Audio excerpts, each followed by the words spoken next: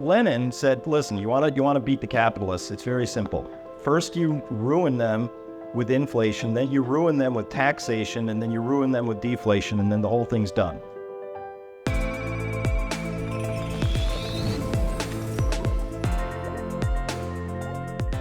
I'm just going to begin by saying that I think we have lived through hyperinflation. The lowest estimate on purchasing power loss over 4 years is from the Bureau of Labor Statistics, and I say that the dollar has lost 25 cents over 4 years, which is devastating. But I don't know. Does that fit with your experience at all? I'm not seeing that at all. A much more precise estimate that I saw about just groceries alone showed 35%. That seems a little closer. But depending on what you're buying, it could be 50%, it could be 75% or more. It's really quite devastating. But even over 4 years, this is roughly similar to what happened between, say, 1978 and 1980, or that during that period. It's a very close approximation of the change in the way they calculated it has actually been devastating. It affects everything. Inflation, it affects inflation adjustments. There's no easy way to find out the truth about economic data anymore. They report retail sales and factory orders and real prices.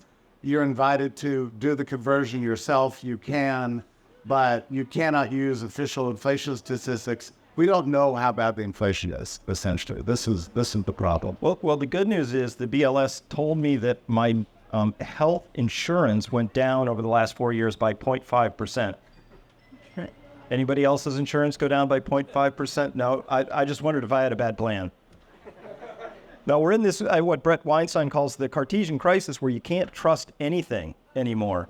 And maybe that's the point, Jeffrey. Maybe the point is that they're throwing us such malicious BS that we're supposed to lose trust and faith. I mean, it feels intentional at this point. It's so bad. The healthcare, the health insurance inflation thing is a fascinating one, because the way they calculate this, you have to understand, is that they calculated what you spend against what you consume, right? So if you're paying your premiums every month, but you're not consuming healthcare, and then suddenly you get sick, and so you suddenly consume a lot of healthcare, the government's looking at that and going, well, that's kind of like deflation, really. Because now you're eating up a lot of services. So you're getting, before you were paying but not getting any services. Now you got vast services, so the consumption of those services should count against what you pay. So your healthcare spending is in effect declined. That's what they say. And the economics of it are complicated, right? Because in the health insurance, you're paying these premiums, which you may or may not use. And the way you do use them, you pay a what's called copay to visit the doctor, which is really a sales call. And they bring out all the prescriptions you should have and all the tests you should take, and they try to upsell you, and you can find yourself consuming a lot. But it's not a normal market. It's a vastly truncated and strange market at work. And then you've got the additional complication. You've got, ever since Obamacare, there's these huge deductibles. So you're responsible for the first $1,000 or $2,000, $3,000, whatever. After which the the insurance kicks in and covers the cost. So anyway, the BLS is looking at all this stuff, and incredibly, during 2020, during the epic pandemic of death and destruction, the healthcare spending went down by a third. So the historians are going to have a hard time explaining that one. So basically, people stopped going to the doctor because they were afraid. The hospitals were closed. Everybody was screaming about COVID. You didn't know what the hell was going on. So you just, took your chances. You'd rather be sick at home. Then, it's so funny when I look back at these days.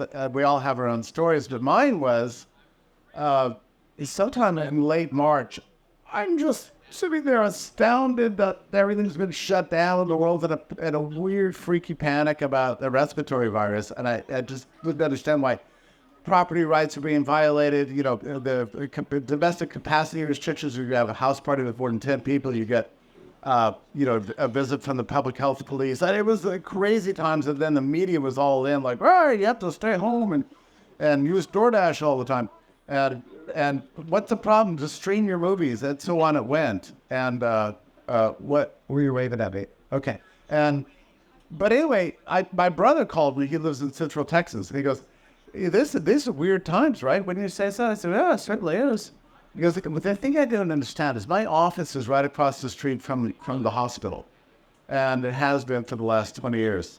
I've never seen the parking lot completely empty during the day. What's this about? And I said, I don't quite believe you. So he pulled out, so I didn't know what the hell was happening. He pulled out his iPhone and just showed me a picture. He said, look, nobody's here. I said, well, it's pandemic, but nobody's using healthcare services. That's right. Well, then 2 years later, people are sick as dogs, right? I mean, it could be vaccine injury, but it also just could be lack of exposure, lack of vitamin D, too much drinking, liquor,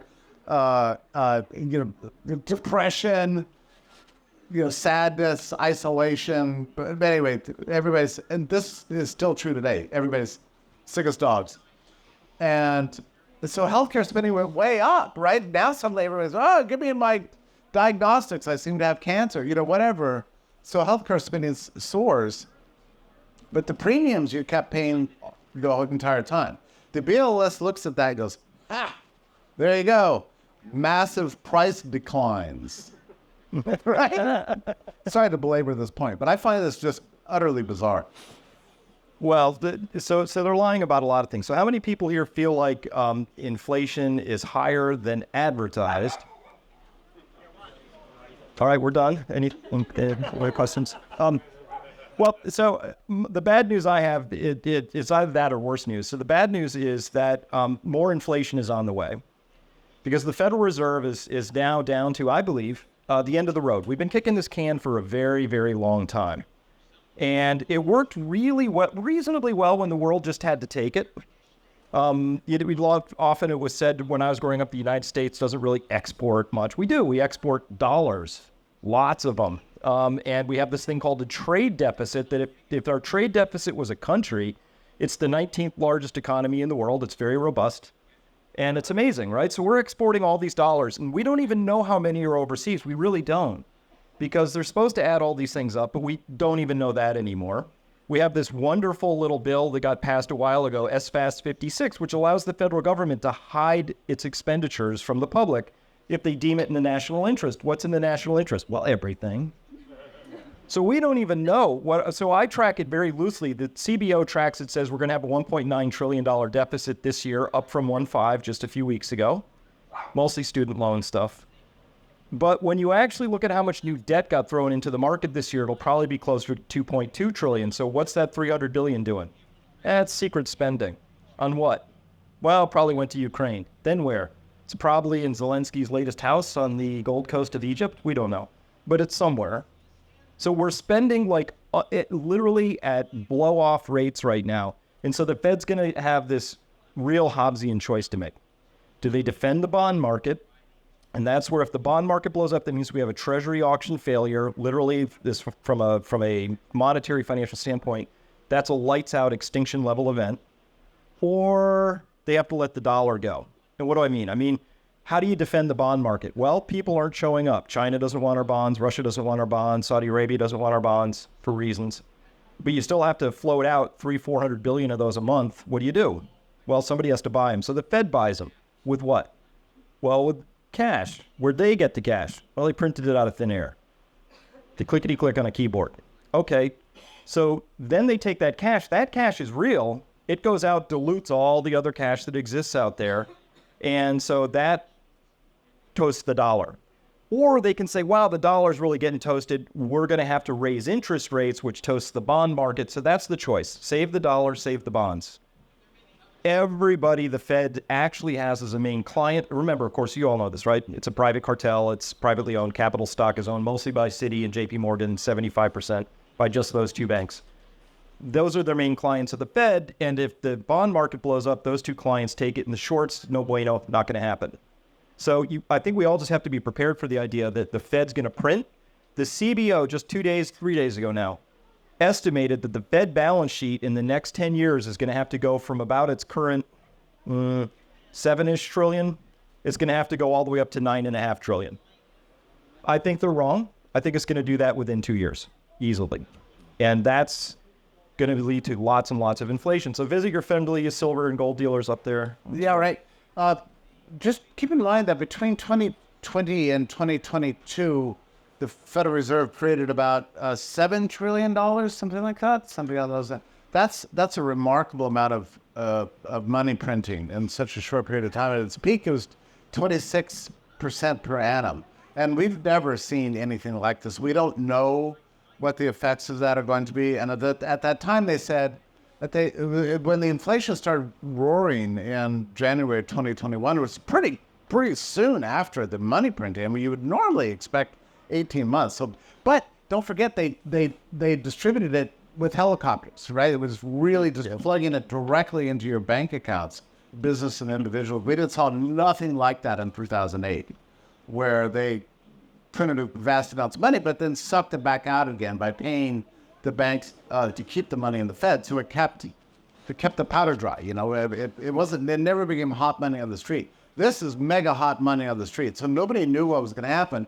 And Janet Yellen already in January and February of 2021 was saying this is really transitory, which is a funny word that is not a normal word, because it sounds a little like temporary, but it actually means a transition. Transition from what to what? And there's no question there was some transition taking place, but it's not the same thing as temporary.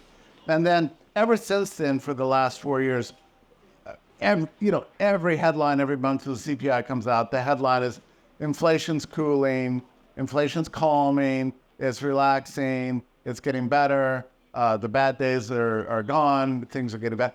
Every month for 4 years they've been saying the same thing, but we look back and the dollar's lost half of its domestic purchasing power.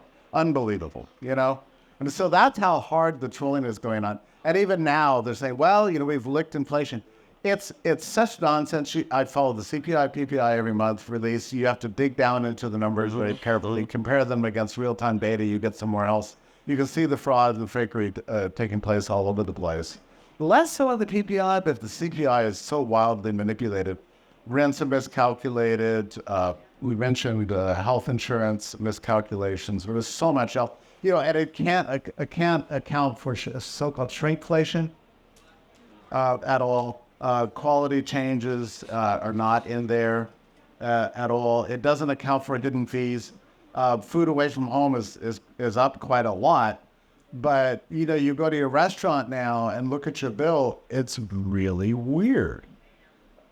You'll see, extra charges as well. There's a service fee. I was at one place and I paid, extra, I don't know, it was like $4 entertainment fee. And I said, this is fine, but I don't recall really being entertained. I mean, I'm just asking. And she said, it's the music that we're playing on the... So why would you charge me for the music? You're like, well, we have to pay for that stuff. So, now is that part of the food away from home CPI? I don't think so. Or, the old days you'd order, and the substitution of more expensive ingredients for cheaper ingredients. You notice you can go to the restaurants now and you order a salmon, but it looks like, for all the world, like a plate of pasta with a tiny piece of salmon in it. There's a reason for that. They're substituting the expensive ingredients for the cheaper ones. And the fascinating thing to me, I'm intrigued by this, that the prices of liquor at restaurants and bars now is just beyond belief. I paid $25 for a glass of wine the other day at Watch Hill in Rhode Island. For $25 for a glass of wine. And you know what it's like? In the old days, I said, well, bring me a glass of wine. You don't say, how much is your glass of wine here? You don't like shop and compare and decide. I mean, mostly we have an inelastic demand for liquor and beer and wine. It's habitual. I want another glass of wine. I want a cocktail. What these restaurants have discovered, and again, God bless them, but they discovered the profit margins on a wholesale liquor and wine and beer are extremely high. So when the inflation hit, the prices didn't go up a whole lot. I think maybe over 4 years, they're up about 10%. Relatively low inflation. You'll know this if you go to liquor stores. Think, oh, that's not so bad. Well, restaurants figured this out. They buy wholesale at very low inflation rates because there's a lot of room to absorb the price pressures. And then they observe the inelastic demand for the stuff at the retail sector and charge you a crazy amount. And that it's all the better for restaurants because after a couple of cocktails, you don't care about your bill anyway, right? So a lot of restaurants have just become bars over the last 2 years. That's how this thing is playing itself out. Well, now, so Lenin said, listen, you want to beat the capitalists. It's very simple. First, you ruin them with inflation, then you ruin them with taxation, and then you ruin them with deflation, and then the whole thing's done. So I'm really hard pressed to find out, like right now, it's very difficult for me. I'm constantly checking myself because what I see them doing, which is the uniparty, but I'll pick on Team Biden because they're in charge, but it doesn't matter to me much at this point. The uniparty is busy destroying my country, right? We don't have verifiable elections, full stop, haven't for a long time. Nobody says boo about it, neither party. We don't have a border, right? In fact, worse, we're bringing in people en masse who happen to be military-age males, many of them dumped out of prisons. I know because I went all the way up into the jungles of Darien Gap to see it firsthand. It's astonishing. Our monetary policy is absolutely destroying the next generations down. So Ben Bernanke decided, you know what? Really unfortunate if house prices went downward. You know what we'll 1% blowout rates, make mortgages really cheap so houses will go up in sympathy. This would be good for everybody. Well, no, it's not good for people starting households. It's ruinous to the next generation. So we are a nation that doesn't care about its borders, doesn't care about its money system, and doesn't care about its youth. So I'm hard pressed to say, wow, esprit de corps, yeah, let's fire up a draft. People will be really thrilled by that. So I'm glad you're mentioning Ben Bernanke's 2008 policy because in many ways I call it the blowout session. Yeah. That's a really important turning point in the history of modern 21st century monetary policy. And the funny thing about that is that my memory of that was that everybody thought Bernanke had accomplished some magical trick. He had saved the system at zero cost. In fact, I think, didn't he get a Nobel Prize for that? He was on the cover of the Atlantic for sure. Hero, they said. Yeah. The Courage to Print. No, it's just The Courage to Act. That was his book. So what was the cost? And I have to say, Chris, I've never heard anybody say, this is why I adore you. You say this, you drop these gems of truth and I get it. Your point that if we had allowed the housing bust to take place, then young people could have afforded homes.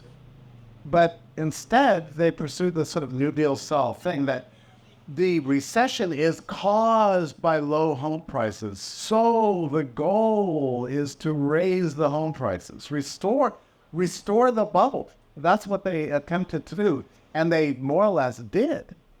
But in the course of this, they drove down real interest rates to negative territory for the next 12 years. Well, unbelievable. And that was monetary vandalism. Yeah. And so what is the consequence of an interest rate that is not real? Well, if you pay attention to the old theories of how the yield curve works and its effect on the so-called structure of production, which is divided between short-term projects and long-term projects, miniature investments that are quick to the consumer versus long-term capital, building things, large companies making things with a payout in 20, 30 years. The negative interest rates means you never have to make a profit. And if you're good for the credit, there's an infinite amount available. So who gets the money under a 2008 negative interest rate kind of situation? It's the well-heeled corporations. The big shots have infinite resources. Who are they in 2008? Digital companies, media companies, very large corporations, the heavily capitalized. So they went crazy with expansion. That's why between 2008 and 2020, there appeared at millions and millions of six-figure jobs paying people for their college credentials with no work to do whatsoever except drip poison in each other's ears and invent things like ESG and DEI and so on. That's where all this comes from.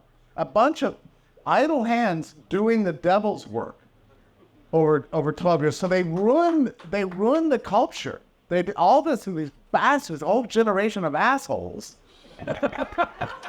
Thanks, Ben Bernanke. Yeah, getting vast sums of money. And how did you become so successful? What? Oh, that's not that complicated. I took out a large student loan and hung around a university for 4 years. Drank a lot of liquor, had a lot of sex. Got a piece of paper, snagged my ideal job, and I've been using a mouse jiggler ever since. And you know what a mouse jiggler is? They were bestsellers during the lockdowns, right? And so this was a thing you attach to your computer to kind of move your mouse around so that on Slack it looks like you're busy. Unbelievable. Well, they fired a bunch of people for using mouse jigglers. I think it was like they fired 8 people. Well, I'm sorry. Amazon sold millions of mouse jigglers. Actually, we should just call the whole of Gen whatever that is, Z. Yeah. We just call them mouse jigglers. That's all they do. And they thought that this was what life was.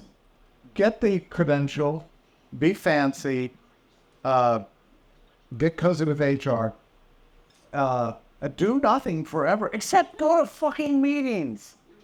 Go to meetings and show off. It's got so bad that all of life was meetings for years, Nobody's doing anything. If you had to run an economy, nobody's actually doing anything. And everybody's getting paid vast amounts of sums for that? What the hell? Well, it didn't last. But anyway, this is the distortions all caused by 2008. It wrecked the culture. It wrecked the economic structures. And that's how media became so gargantuan and all these tech companies blew up. It was a massive distortion. And people look at this and say, capitalism really sucks. Well, you can put whatever label you want on it, but it's not capitalism if you're running a vast, credit-based welfare state for the haute bourgeoisie courtesy of the central bank. That's not capitalism. I don't know what it is. It's our new system, which is a ruling class system. We use paper money to make every life really happen for the ruling class. And then the pandemic comes. It's like, what are we going to do about the pandemic? Well, let's throw the working classes and the poor ton of the virus and have it deliver groceries to our doorstep. And the rest of us will sit at home. Oh, are you sure that's not cruel? No, that's humanitarian. That's responsible. Really? So every day the New York Times, stay home, don't travel, sit in your apartment, watch Netflix, read the New York Times, play Wordle with your friends. That's how to be responsible. How am I going to get through this? What? You just click a button. This is how things work. This is a class-based exploitation. Marx explained the system really well. He explained the system that emerged after 2008, but especially during the pandemic response. You want to understand what happened to the pandemic response, read Karl Marx. I'm sorry, but it was exploitative of the people who actually did the work and permitted the people who hadn't worked in 12 years to continue to not work except at home. When Elon Musk took over Twitter, he said, all right, that's it. Everybody's coming back to the office. I'm done paying people not to work at home. And then eventually he fired 4 out of 5 employees and he said he worked better than ever. That's our future. Yes, indeed. All right, so if the program, if you believe this, let's just explore this hypothesis that we're under an actual assault, that somebody's trying to wreck us, and the model would be inflation, taxation, then deflation. So everybody knows that the inflation's really bad. They even say openly now that to be middle class in San Francisco, poverty line is $108,000 per year for a family of 4, officially, right? So we know now that the poverty line is actually closer to $65,000, $70,000 in most metropolitan areas for a family of 4. and median income's below that. So we're already, the inflation's already doing its work. Well, the next part is going to be taxation. This caught me wildly off guard. This was like warning sign. Evie and I discussed, should we get our passports renewed? Kind of bad, right? It's an election year. Team Biden, I won't say Biden because obviously he's senile, but his team decided that in an election year, the really cool thing to do would be to announce a proposed massive increase in taxes. Capital gains to 44.6% from its current 20%, eliminating the 1031 real estate transaction, depletion and depreciation allowances for oil and gas, corporate taxes up. All of his major donor classes basically getting it right in the shorts. I'm like, who does that in an election year? And why? Well, if you read Rules for Rulers or watch the cute little 19-minute thing everybody should on YouTube, Rules for Rulers explains how this all works. In a revolution, the people who got you to power aren't the same ones who keep you in power, so you often line them up against the wall and you shoot them. Wow. So he just shot all his major donors right in front of everybody in an election year, which tells me one of two things. They're confident they're going to win the election somehow, or there won't be one. But they just put the warning shot across the bow that taxations are coming after everybody, including they eliminated carried interest. I mean, this was Wall Street, corporations, real estate, oil and gas. Astonishing to me. But then, how do you ruin with deflation at the end?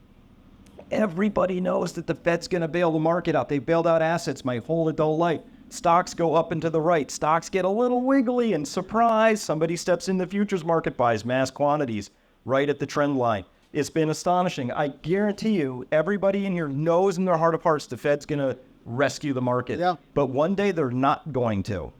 And everybody's going to be positioned as if they're going to. That's the deflation. And when the dust settles, you will find out, they'll write books about it. The great wealth destruction of 2024 or whatever. Actually, if you're paying attention, what just happened was ownership, control and ownership of all the prime assets changed hands. That's the game. That's the game that's playing out right now. Can you talk about the housing markets, actually, what's going on? I mean, it's not possible for a median income to even think about buying a house anymore. What's happening there? Well, if you, all the realtors I've talked to said, wow, it's all these cash offers just keep showing up. It's all cash offers. Where do people have all this cash from? Well, many of them have the cash because they invested in NVIDIA or whatever, but there's a few. But a big chunk of these cash offers are coming from major corporations. And even if they don't look like they're coming from major corporations, Blackstone has figured out how to create a bunch of LLC shell companies, and it's a little shell company that buys it, but actually controlling interest accumulates back up. So right now, they are accumulating massive amounts of controlling interest at the institutional level. So these are people who you're in competition with in a real estate deal. The problem is their cost of capital is 3 points less than yours. It's very, very hard to make that work out. So in the cash offer, you're not paying the interest rates. You're not taking out a 30-year mortgage, right? And so you just... No, and best yet, you're not subject, you don't have to have a portfolio or mortgage insurance on that. So Right. And in Florida, you can't even get insurance anymore. A lot of people are selling homes because the insurance companies have walked and they cannot get insurance. Auto insurance just went up 19% last year, and people can't afford insurance. So if you can't afford the insurance, you can't drive, you can't have a home. You can't have a mortgage. You can't participate. Yeah. Yeah. So you don't have to have the home insurance if you own your home outright. But if you do, then you're stuck paying not just property taxes, but every increase in insurance if you can get it. And if you can't get it, what do? You sell, right? You sell. And that's really happening now? Yes, it is. So if they try and pretend like it's accidental. They just shrug like the Romans looking at a meteor, going across the sky. They're like, wow, what could that be? They shrug and say, wow, yeah, auto insurance went up 19%. What are you going to do? Right? Well, why did it go up 19%? Is it because we had too many accidents out there? Is it because, a fender bender is $12,000 to fix now? Right? So Nick, who works with me, his daughter getting learner's permit, and she's going to get her first license, 16, in Georgia. Obviously no accidents, hasn't had a chance. $500 a month is the lowest quote they could find, and they went to 4 separate places. $500 a month, so that's $6,000 a year. Which even if you totaled a $60,000 car every year, right? That says they're basically, their calculations are every 12 kids, 10 or 12 kids, is going to total a brand new SUV. It doesn't happen. The statistics don't bear that out. So you're saying it's the cost of repair? It's something. I have to wonder if it isn't so a good friend of mine, Kenny McElroy, he runs very large portfolios of multifamily, and he said about 3 years ago he started walking away from deals. They examine 600 deals, couldn't find one to look at, and they passed on them all after their due diligence because he said the dumb money kept walking in the room. These were insurance companies. They were thrilled with a 3% cap rate. So they were in there buying all this commercial real estate, and they didn't care, and they were price insensitive. I think they just got crushed on commercial real estate. I think their portfolios got shredded, and they're passing it on. So I'm remembering now, sorry to go back to this car repair issue, but 2020 was very strange because all the car retail places just shut down, and the manufacturers stopped ordering cars. Stopped ordering cars because everybody was staying at home and the highways were empty, right? Yeah. And so then so what happens to the car repair places? A lot of the people who know how to repair cars just went on to some other kind of work. Because they're kind of handy, they're good at lots of things. So by the time the cars were newly available, it was a funny period too because they couldn't get chips for their cars, and many cars were shipped reverting back to power manual steering and that kind of stuff because they couldn't get chips to run the cars. And then the supply chains were all broken and the parts weren't available. So that caused the cost of repair and the people who worked employees. So the cost of repairing these things went through the roof, and the weights are there. This is very strange for me, and I haven't had a car in shop in years. But apparently, now when you take your car to the shop, you're looking at a week or two wait, if you're lucky, and the prices are through the moon. So you're saying that the insurers are paying for these repairs, and now they're looking at the bills and saying, this is not insurable. This is too expensive. The smallest thing happens, you might as well just replace it, right? Well, it's either that or the insurance companies are actually reflective of something closer to the true reality of inflation because they have to deal with the actual prices as they are to get things done. Now, how does the growth of the EV market affect this? Because now these are very difficult. People don't know how to repair them, right? Well, yeah, they're very expensive. Well, at least Teslas were exceedingly expensive. I don't know, I think we could solve this, just like weld some steel I-beams on the front of these things and call it a day. If everybody had a pair, one in the front, one in the back, probably be okay. If we could, these are all inside the country problems, right? This is, okay, we're going to take a gun out, we're going to shoot ourselves in our left foot. Look, can we talk outside the country for a bit? Because we used to be just dictating to the world. And the BRICS have done some amazing moves in the past couple months here. Yeah. Before we do that, I really want to explain something. I wonder if you agree with me about this. We have a language problem these days when we talk about the dollar, because we're dealing with a dollar that's epically weak in terms of goods and services domestically. At the same time, the dollar has never been more strong internationally. So it seems to me, I wonder if you agree with this, Chris, the ideal thing to do now is to earn dollars, but don't spend them here. You want to spend them practically anywhere else in the world. Well, this is two things. I consider the dollar the Roach Motel in this story right now. And so it could be that the dollar is actually on its very last legs and you will be watching it strengthen. And part of the reason for that is because it's been this big, giant international capital flows, goes by this complicated thing called the carry trade, right? Where I borrow dollars, I go to Japan, and then I buy yen and buy something over there, and I'm getting this carried interest kind of a thing. And it's been a big game, and there's trillions of dollars. So those people who have those trades are going to have to unwind them at some point. And when they do, they're going to have to sell those other currencies and buy dollars. The United States could have had a neutron bomb and be lifeless, and still the dollar would go up because programmatically it has to. So there's that force is unraveling right now. And the second thing is that when we say the dollar is strong, it's really against a basket with really very few currencies in it. It's got the euro principally, it's got the yen, and then it's got a little bit of the pound, what's remnant of the pound in there, et cetera. And so it's got a few things in there.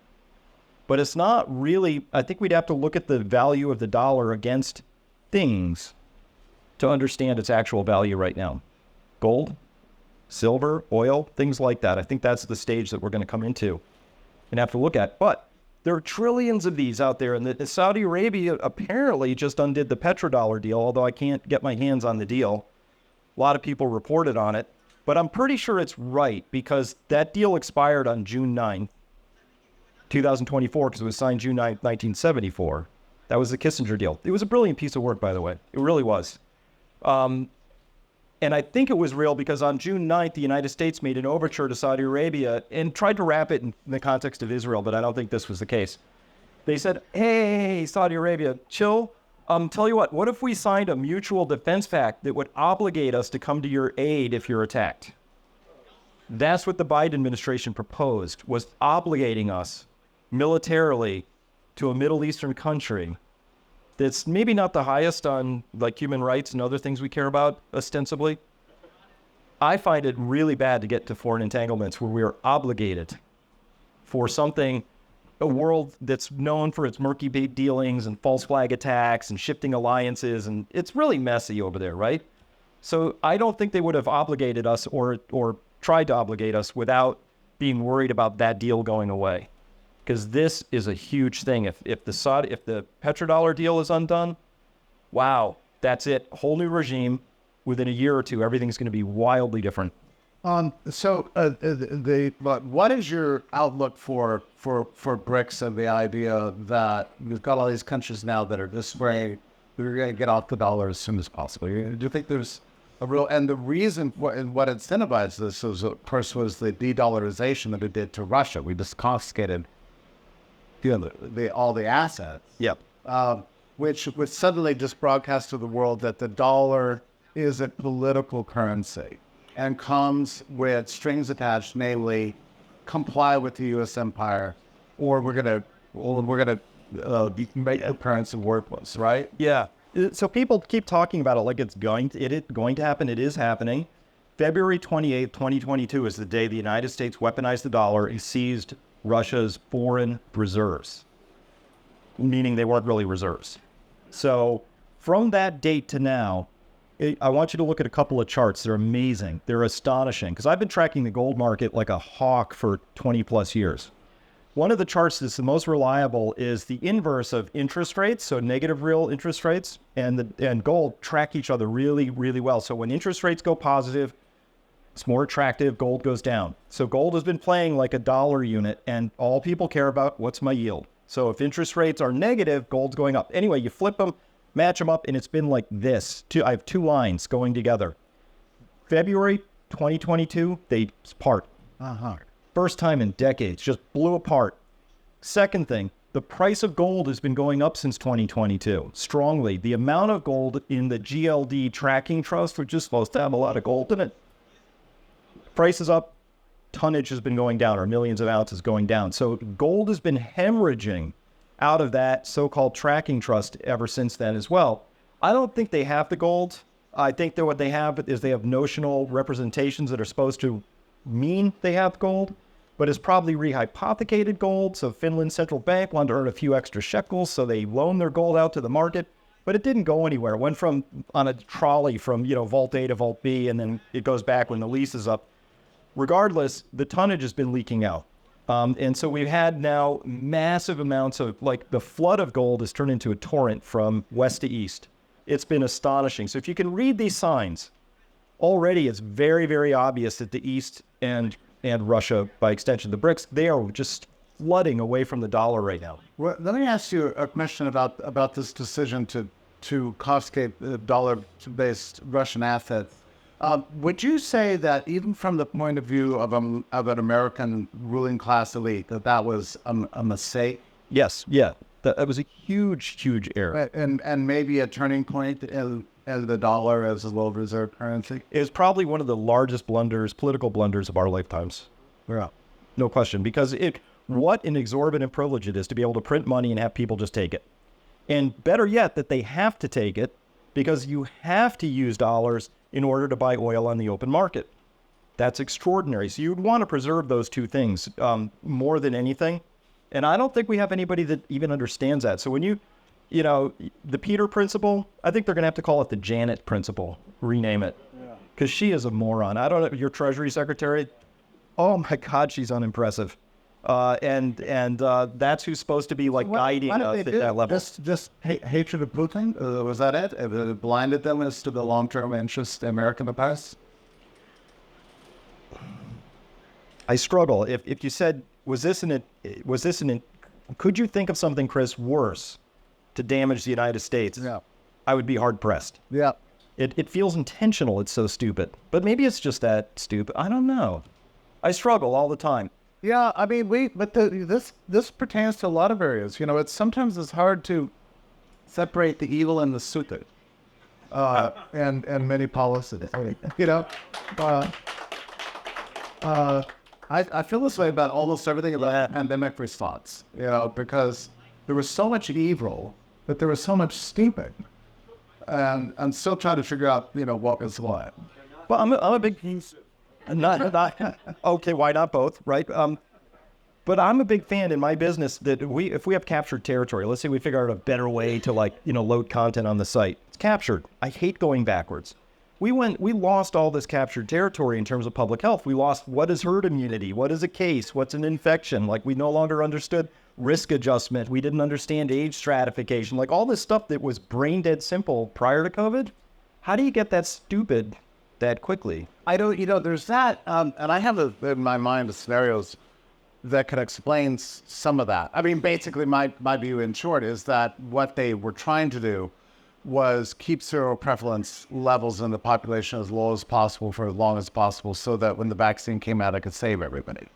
Or at least the perception that herd immunity could not be obtained any other way. And that was partially the reason for social distancing and masking and the general hysteria. So that's my theory about that.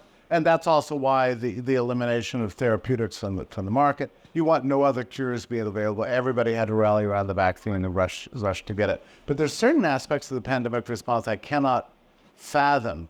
The number one of which was the attack on the public schools, which are the beachfront property for progressive ideology for the last 120 years. Yeah. Right.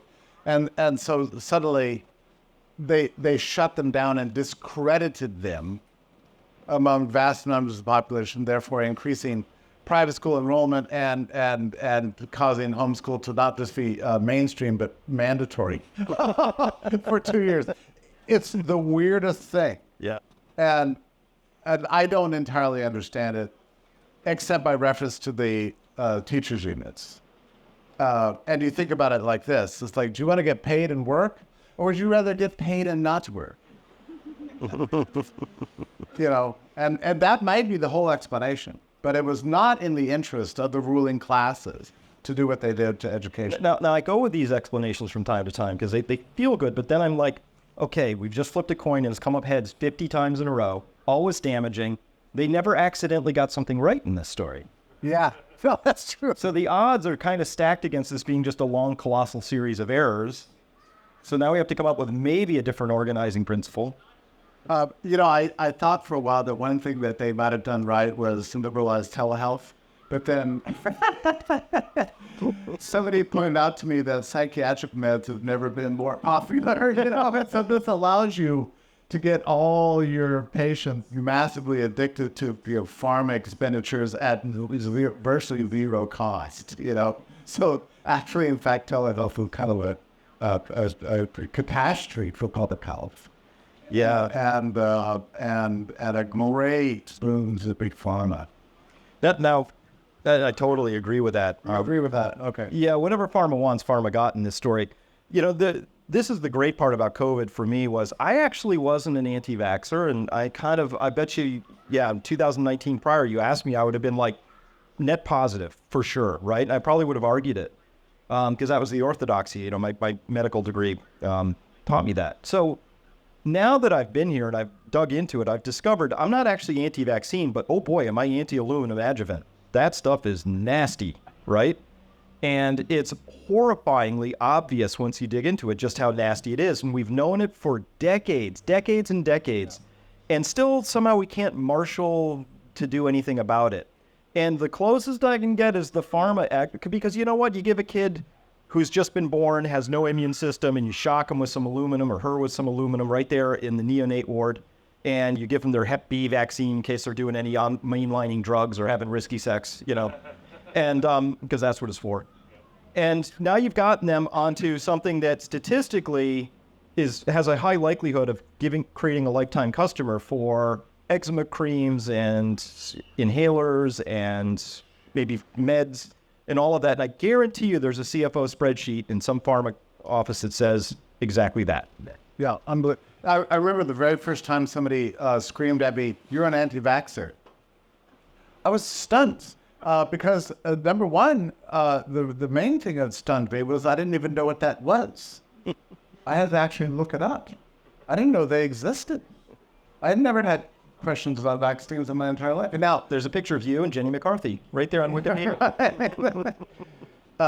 now I knew for sure the coronavirus vaccine was going to be a placebo at best because, yeah, I mean, you can look at. I mean, my mother used to tell me when I was a kid, there's no vaccine for the common cold. Everybody used to hear that was a cliche. And why is that? Well, it mutates too quickly. It spreads too quickly.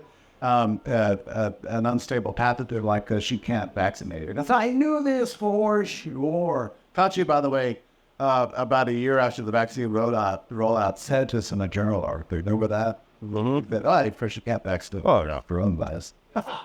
This guy's magic. He does everything. Well, science changes,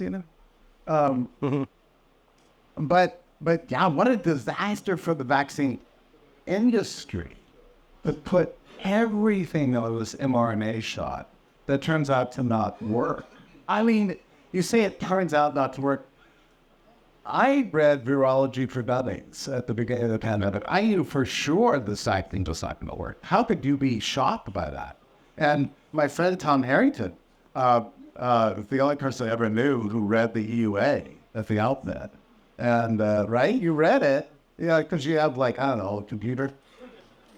And you pointed out that they never promised it would do anything other than, I think there was something like lessen symptoms for a fortnight. That was the extent of what the EUA was for. And you knew for sure this is baloney.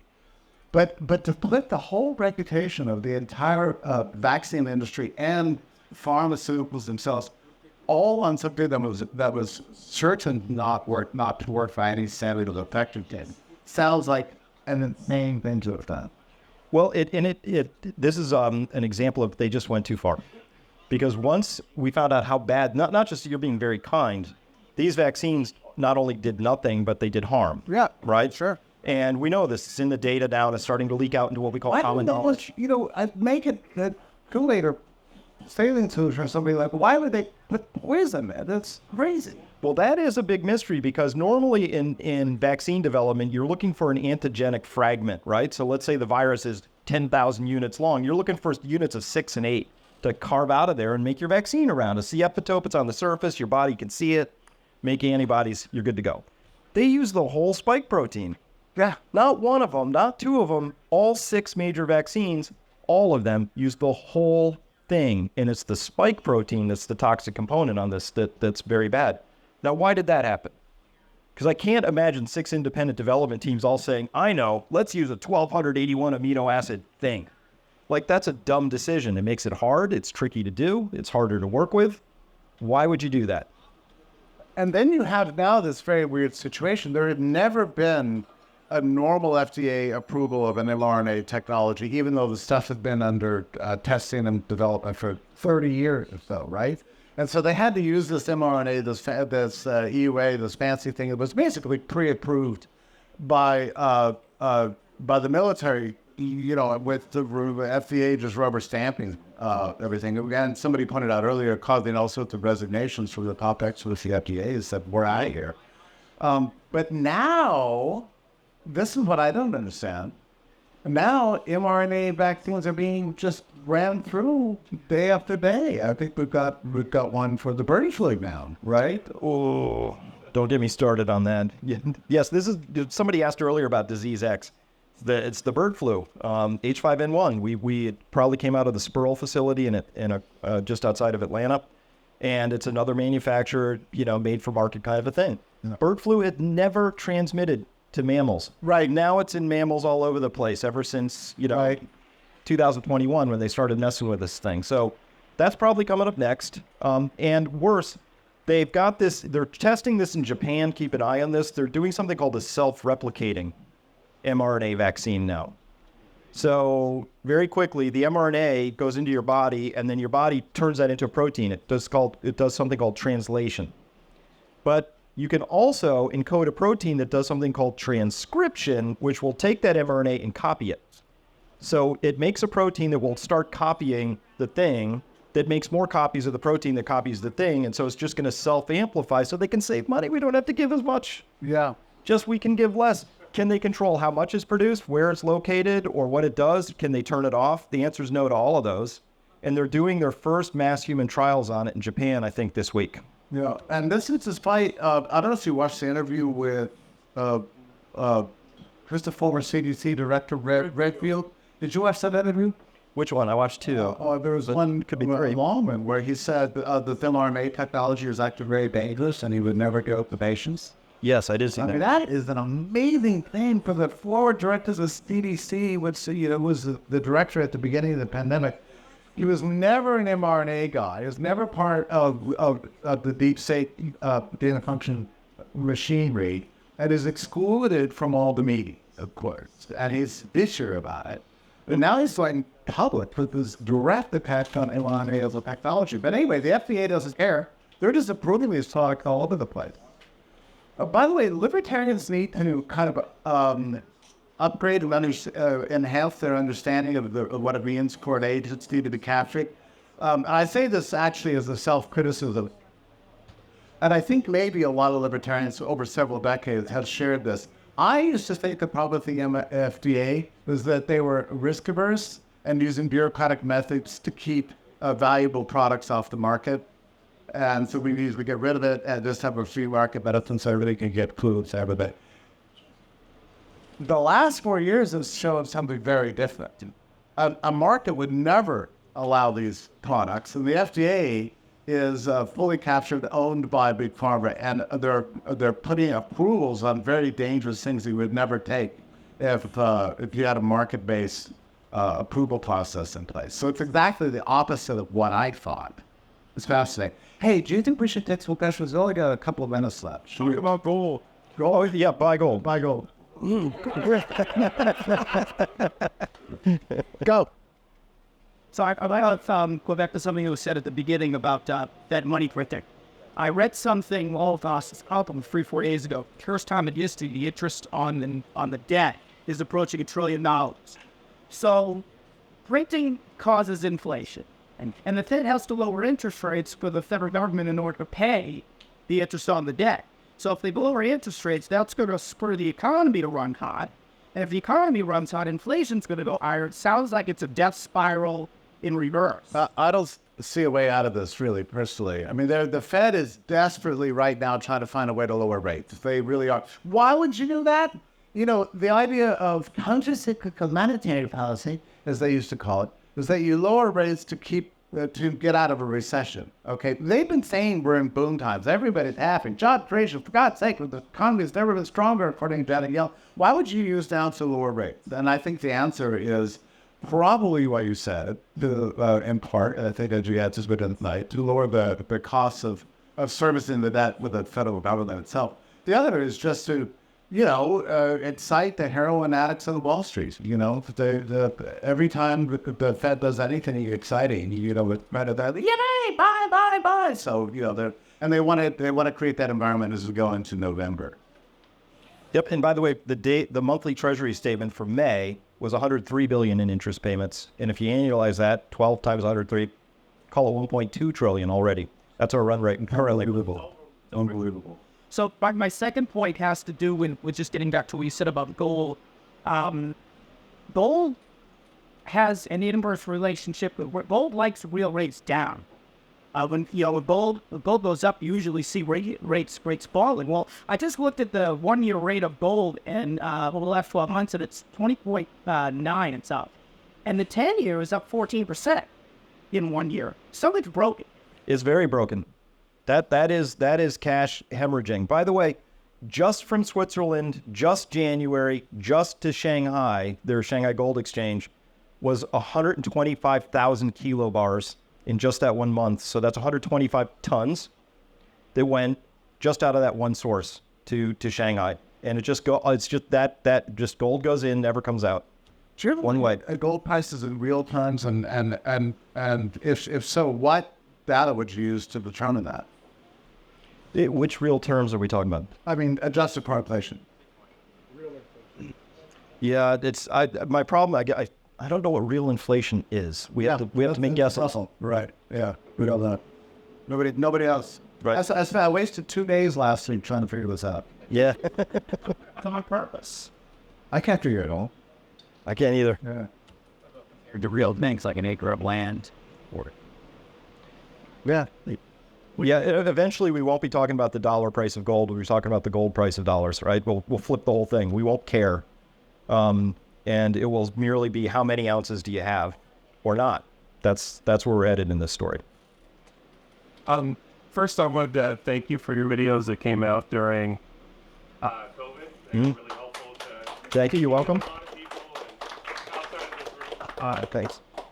What I've been hearing about, and these are just whispers, and you might have more knowledge about this related to COVID, is an increase of prion diseases in the general public. Have you seen any of this data? Is any of that true? It is true, and part of the problem. So there's a lot of good work by Douglas Kell and Pretorius out of South Africa, that the spike protein, as it's configured in the shots, unfortunately has 6 what are called zipper sequences. It creates what's called amyloid plaques, and so there's we've seen all these clots that are being found in dead people now, increasingly live people too. They're pulling them out, and these they're called calamari clots. Very sorry, they're gross, but they're really disgusting, and they're very resistant to being broken down because they're not ordinary clots. And so part of that prion disease is the same thing. It's a protein misfolding dysfunction. And we know that the shots come with a protein misfolding instruction set in them. Really? Yeah. That's really bad. It's really bad. Yes, it's no. That's a good. Yes, it is. It is. And again, why did they use the whole thing? Why with these sequences in there? Why? It's just the whole thing's a big mystery. But didn't it get a little result? I know we're out of time, but it was shocking to me that Reuters reported that the Pentagon was busy psyoping the Philippines to try and chase them off of getting banned. That was the Pentagon was saying because they were not using mRNA technology. Yes. Yeah. That's what this is all about. And this is amazing to me because I was interviewed in something like April of 2021, and the guy was on the. I've never been like a conspiracy guy, and I've always been kind of allergic to conspiracy theory, especially right-wing. Because I used to think I knew what was true and what was not. I had an infallible nose. You're a crazy person. I don't trust myself anymore, but I was on a phone call with a guy, and we were doing a Zoom thing. He said, "Don't you think in the end this is all about the vaccine?" And I said, "No. That don't think I have anything to do with anything." He looked at me like, "You've got a lot to learn, buddy." So 3 years later, right, it was all about the vaccine. And not just the mRNA technology. That's why they took J&J off the market and said, it's going to give you a stomachache or whatever the thing was. And then AstraZeneca is now, taken off the market because of vaccine injury. Give me a break, AstraZeneca. Meanwhile, Moderna and Pfizer are busy making all the new drugs. And FDA is rubber stamping all. So it's all about mRNA technology, platform technology. This is all about That's what it's creating about. the new firmware for the human body. That you know what I mean. That's it. That's it. All right, thank you.